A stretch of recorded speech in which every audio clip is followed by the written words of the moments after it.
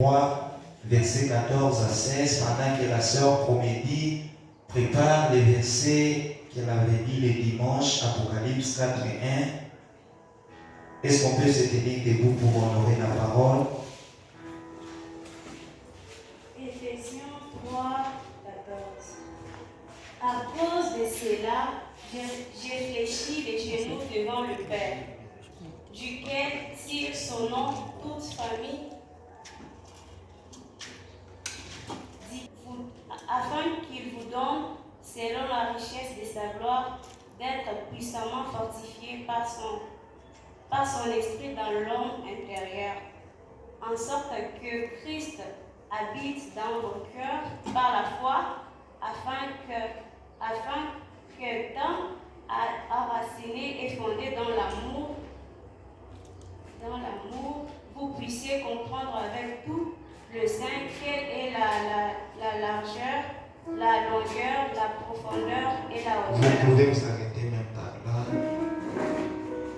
Apocalypse chapitre 4, le premier verset, nous sommes de Jésus. Amen. Après cela, j'ai regardé et voici une porte était ouverte dans le ciel. La première voix que j'avais entendue, comme le son d'une trompette, qui me parlait, dit: monte ici et je te ferai voir ce qui doit arriver dans la suite. Amen. Psaume chapitre 4, verset Psaume 8, 4 à 6. Quand je contemple le ciel, ouvrage de tes mains, la lune et les étoiles que tu as créées, qu'est-ce que l'homme pour que tu te souviennes de lui, et le fils de l'homme pour que tu prennes garde à lui? Tu l'as fait des peu inférieurs à Dieu, et tu l'as couronné de gloire et de magnificence. Tu lui as donné la domination sur les œuvres de tes mains. Tu as tout mis sous ses pieds. Amen. De l'Éternel, afin de comprendre les choses de Dieu. Et depuis le dimanche, j'étais en train de parler de monte ici. Le verset que la sœur Promédie nous a dit, où c'est un ange qui est venu auprès des gens. La Bible dit que Jean était déjà transporté en esprit. Lorsque vous lisez au chapitre 1er d'Apocalypse, il était transporté en esprit. Mais là, en esprit où il était, un ange est venu encore. Et Jean dit, la première voix que j'avais entendue, qui te permettra d'œuvrer dans une ou une autre dimension.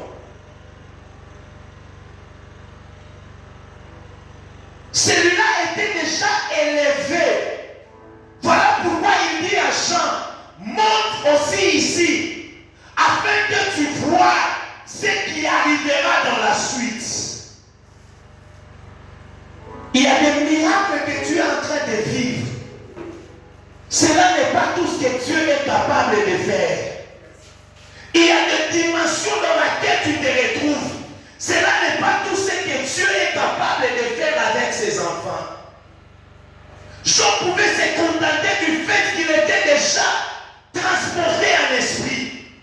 Comme beaucoup se contentent du fait qu'avec Dieu, il opère des miracles. Du fait qu'avec Dieu aujourd'hui, il voit des visions. Du fait qu'avec Dieu aujourd'hui, il parle en langue. Cela n'est pas tout ce que Dieu est capable de faire.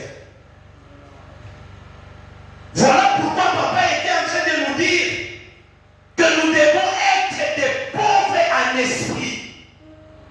Un pauvre en esprit, c'est celui qui cherche, celui qui a encore soif de connaître encore Christ, celui qui a soif que son esprit soit encore plongé dans la profondeur de Dieu.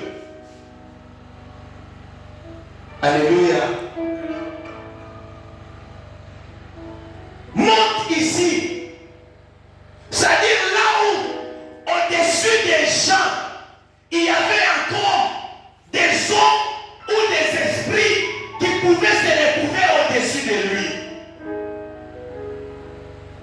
Et le dimanche, nous avons dit pourquoi est-ce que nous devions développer notre esprit. Parmi les raisons, nous avons dit si tu ne veux pas être surpris par les diables, si tu ne veux pas être surpris par des esprits, si tu ne veux pas être surpris par le monde des ténèbres, tu dois développer ton esprit. Écoutez, si Dieu a pour toi les projets, si Dieu a pour toi les projets de bonheur, sache que le diable n'aura en aucun jour pour toi les projets de bonheur. Si Dieu a pour toi les projets d'excellence, le diable n'aura jamais pour toi les projets d'excellence. Il voudra par tout moyen comment te fouler aux pieds.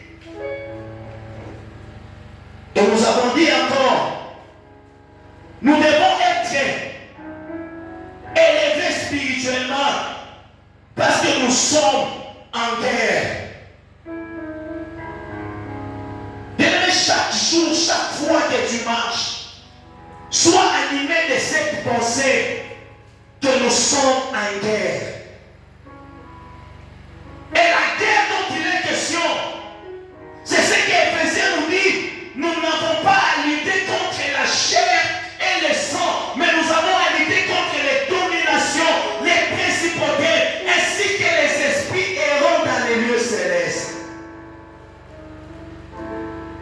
Et voilà pourquoi nous avons dit que nous, en tant que chrétiens, pour certifier que nous sommes élevés spirituellement, nous devons être conscients de certaines choses. Nous devons être conscients de certaines choses. Puisque nous sommes en guerre, nous avons dit que nous devons être en mesure aussi de savoir comment fonctionne le monde des esprits.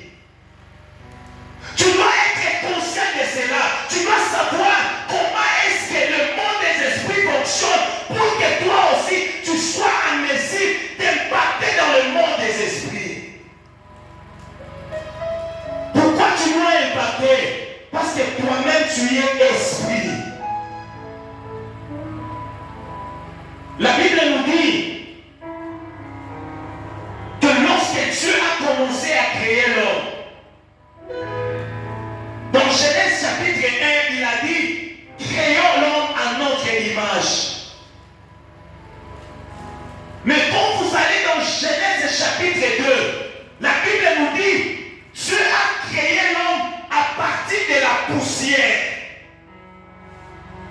Après avoir créé l'homme à partir de la poussière, Dieu souffla dans cet homme, dans la chose qu'il avait formée, et cela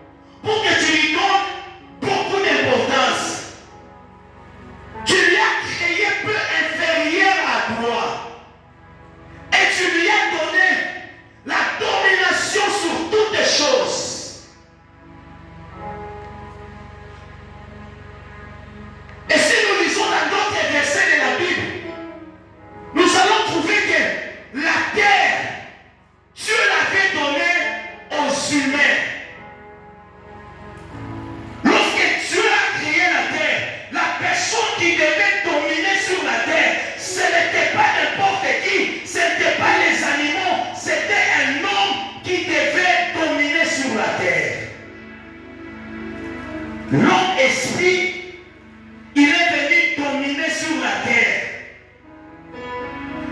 Et puisque la terre a été donnée à l'homme, ce n'est que l'homme qui a la chair qui doit commencer à dominer.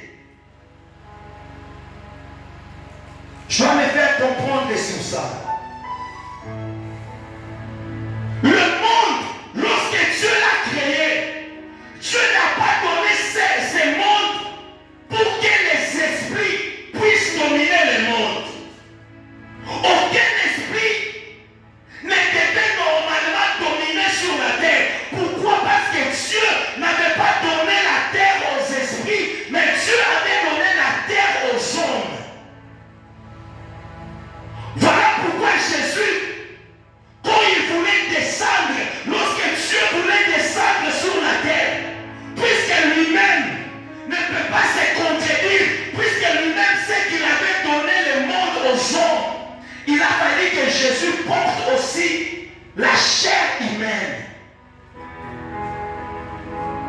Voilà pourquoi lui-même dit, dans Hébreu, que venant dans le monde, il dit, tu n'as agréé ni sacrifice, ni holocauste, mais tu m'as formé le corps.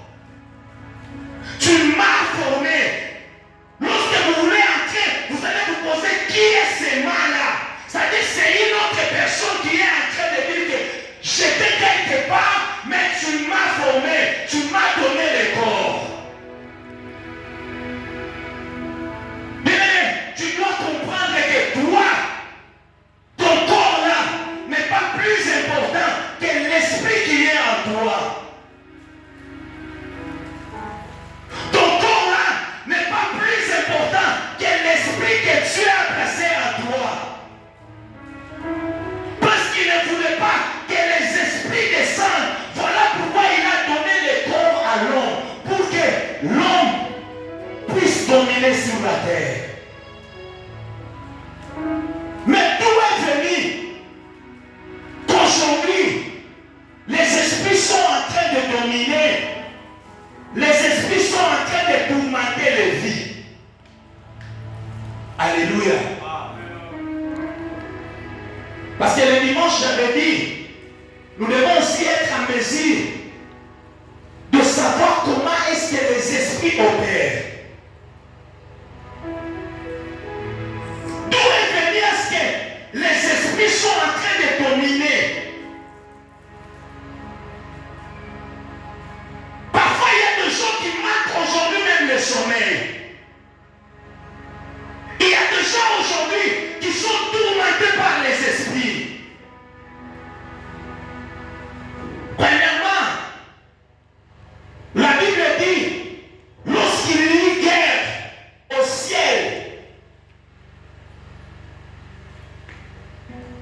Dieu n'a plus trouvé la place du diable, Lucifer, qui était aussi un esprit, qui était un ange. La Bible dit que Dieu n'a pas trouvé sa place là au ciel. Et qu'est-ce que Dieu a fait? Il a précipité sur la terre. Et la Bible dit, rejette-toi ciel, parce que le diable n'est plus là. Le diable est descendu sur la terre. Autrement, on doit dire, si le ciel doit se réjouir, la terre doit pleurer. Pourquoi? Parce que le diable est descendu. D'où est venu est-ce que les esprits sont en train de dominer? C'est parce que Dieu avait jeté le diable. Alléluia. Mais n'oublie pas que le diable c'est un esprit. La terre ne lui a pas été donnée. Pour que le diable commence à travailler, le diable, pour que les esprits commencent à travailler, les esprits ont besoin de ton autorisation. Alléluia.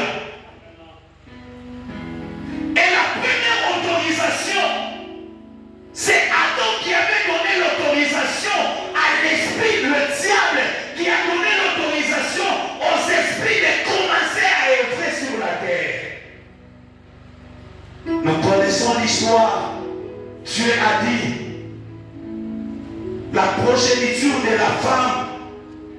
écrasera la tête du serpent. Mais le serpent aussi mordra cette progéniture au talon. Aucun esprit ne peut travailler sur cette terre si aucun homme n'ouvre la porte. Mais tu sais qu'à cause de toi, beaucoup d'esprits vont entrer en chômage. À cause de toi, il y a des esprits qui vont manquer à opérer sur cette terre. Mais je voudrais que tu sois conscient d'une chose. Que le monde des esprits, c'est un monde qui est réel. Comment maintenant les esprits fonctionnent? Puisque les esprits, la terre ne leur avait pas été donnée.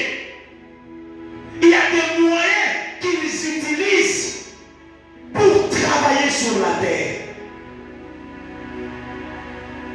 Premièrement, quand nous entrons dans l'histoire de Sodome et Gomorrhe, vous allez comprendre avec moi que la Bible dit, dans un certain moment, les hommes ont commencé à coucher avec des anges.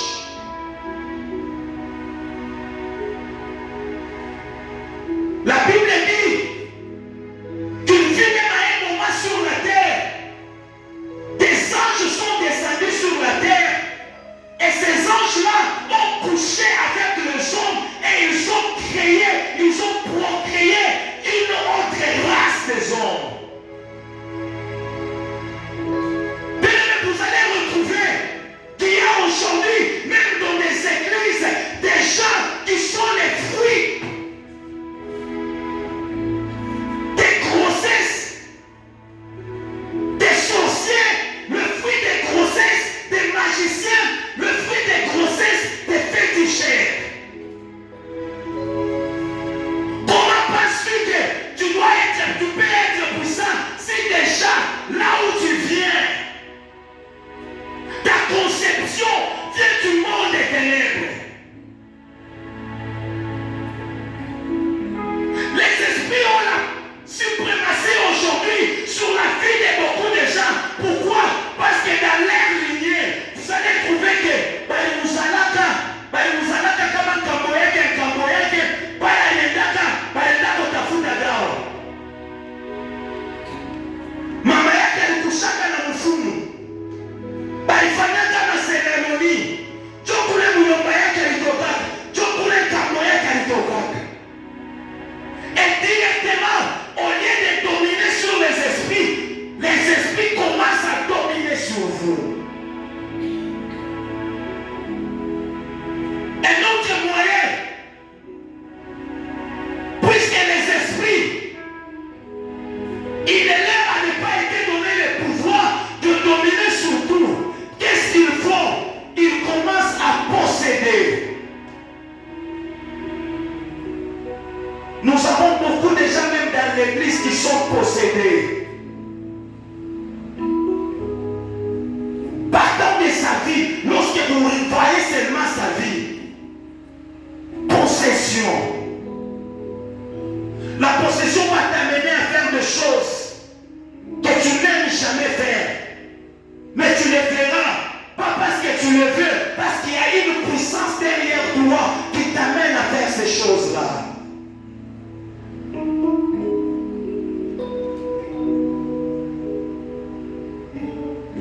Un autre moyen, les esprits vont chercher à t'envoûter, à envoûter ta vie.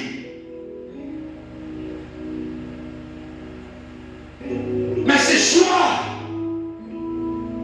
tu sais que tu es capable, comme je te le disais, de ramener au chômage les esprits. Les esprits aiment habiter dans l'ombre parce qu'ils savent qu'en dehors de la chose physique, je ne saurais pas travailler. Les esprits aiment posséder parce qu'ils savent qu'en dehors du corps, je ne saurais plus travailler. Voilà pourquoi, ces jours-là, Lorsque Jésus se retrouvait avec ces fous de Gadara, la Bible dit ceci, que les esprits ont commencé à supplier Jésus. Nous savons que tu viens pour nous tourmenter. Jette nous-mêmes dans ces cochons. Au moins, il y aura quand même quelque chose de matériel qui nous permettra de vivre.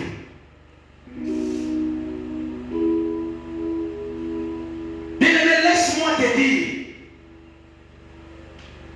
les esprits peuvent posséder même ta parcelle. Les esprits peuvent posséder ta maison. Voilà pourquoi vous allez trouver des personnes, depuis qu'il est dans une maison, son sommeil n'est plus le bon sommeil. Il y a des esprits qui peuvent dominer même dans un quartier. Et c'est à toi, ta manière de monter dans l'esprit qui fera que ces esprits-là ne puissent plus travailler. L'avantage que nous avons, nous chrétiens, lorsqu'on nous parle de l'homme, la Bible nous parle des trois dimensions de l'homme. La Bible nous parle de l'homme animal, qui est celui qui n'a jamais connu Dieu, qui n'a jamais connu Christ. La Bible nous parle de l'homme charnel. C'est celui qui peut fréquenter l'église. Il peut offrir. Il peut payer sa vie. Mais sa vie ne plaît pas à Dieu. Mais la Bible nous présente aussi l'homme spirituel. Et partant de cette prédication, qu'est-ce que Dieu veut dans cette église? Dieu veut que nous puissions quitter la dimension de l'homme animal, la dimension de l'homme charnel, que nous puissions monter dans la dimension des hommes spirituels. Toi, tu ne dois pas être seulement un homme, tu dois quitter la dimension d'être homme, tu dois monter dans la dimension de l'homme spirituel. L'avantage que nous avons, c'est quand nous cessons d'être un simple homme et monter dans la dimension de l'homme spirituel. Pourquoi? Parce que nous avons la double nationalité. Si les esprits méchants ne peuvent pas élever sur cette terre, nous pouvons dominer sur la terre parce que la terre nous a été donnée. Et dans le spirituel, nous devons aussi régner parce que nous sommes des esprits.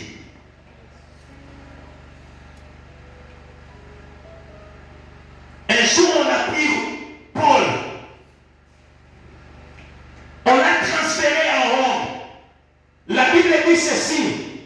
Ce qui avait sauvé Paul, c'était sa double nationalité. Lorsqu'on l'a transféré à Rome, on a commencé à le tabasser. Qu'est-ce que Paul dit? Est-ce qu'il vous a été permis de frapper un citoyen romain? Écoutez bien, aimé, à cause de ta nationalité céleste, à cause de ta nationalité terrestre, il n'y a aucun esprit qui peut se jouer de toi. Il n'y a aucun esprit qui peut dominer si toi, tu ne lui donnes l'autorisation. À partir de ce soir, tu dois prendre une décision qu'à partir d'aujourd'hui, aucun esprit n'agira dans ma maison, aucun esprit ne m'imposera des choses, aucun esprit n'imposera à ma famille des choses. Oui, bien aimé, laisse-moi te dire, s'il y a un petit sorcier dans ta famille qui peut faire rage, qui peut imposer des choses, toi aussi, tu peux imposer dans ta famille, tu peux imposer. Monte spirituellement et cela est possible.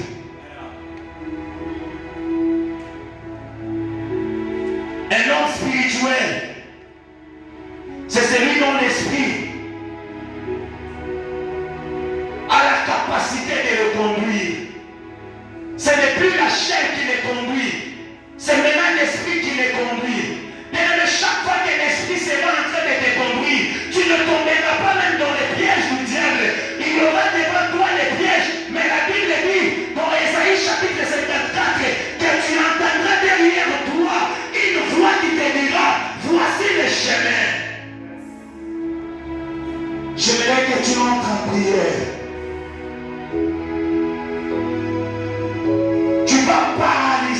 soir,